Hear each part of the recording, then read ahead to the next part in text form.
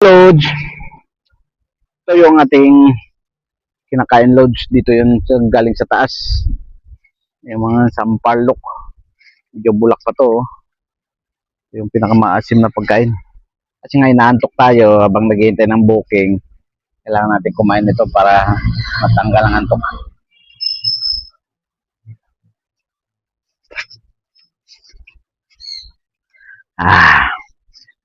Sobra talaga ang asim. Bakit kaya maasim tulad?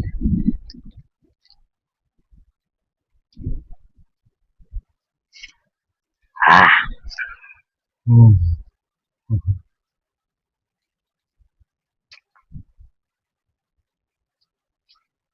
Hmm. Wala man tayong makuha hinog. Hinog dapat eh. Ito Lods. Kuha natin medyo hinog-hinog na. Pag nababalatan na kasi hinog na yan. Ito ay Lods. Hindi na masyado maasim. So ay medyo matamis-tamis na.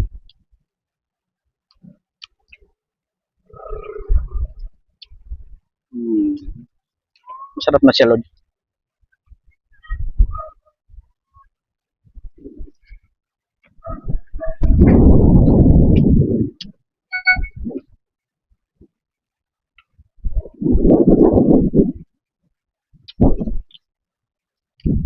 Matamis na siya Lods. Matamis na.